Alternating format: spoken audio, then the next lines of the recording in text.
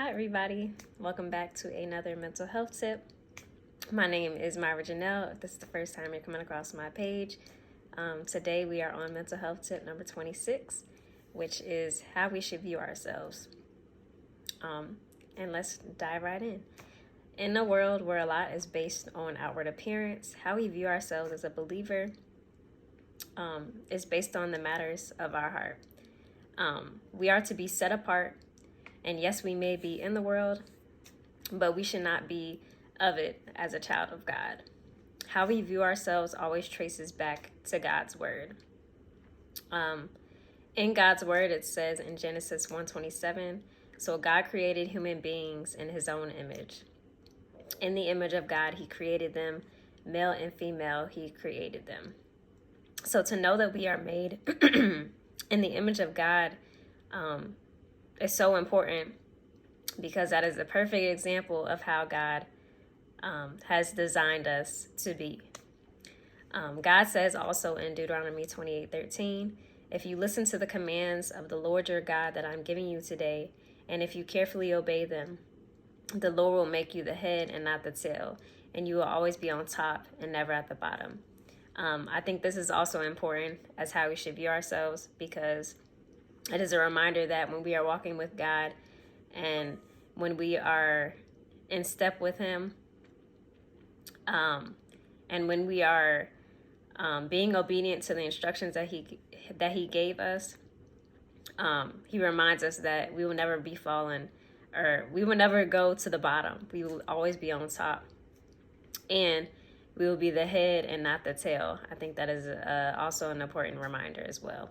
And then God says in Romans 8:17, and since we are his children, we are his heirs. In fact, together with Christ, we are heirs of God's glory. But if we are to share his glory, we must also share his suffering. I know a lot of times people want to speak about God's glory and going from glory to glory, but people sometimes fail to realize that when we want to become more like Christ, we must also go through suffering. We must endure suffering.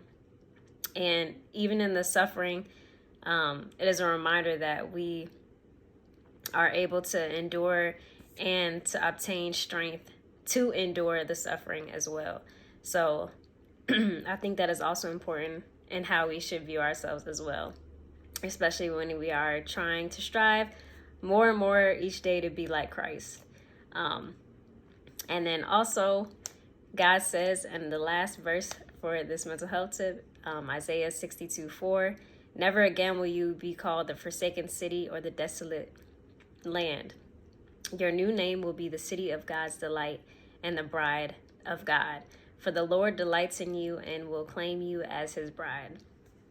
I think that's also important as well when we think about the bride of Christ. When we think of a bride, we think of purity, righteousness, sanctification, purification. And I think it's so beautiful that God thinks of us as his bride. So I just want to end with this. If you ever find yourself questioning who you are, I challenge you to take a look at God's word. He views us as his righteousness, and we are precious in his sight.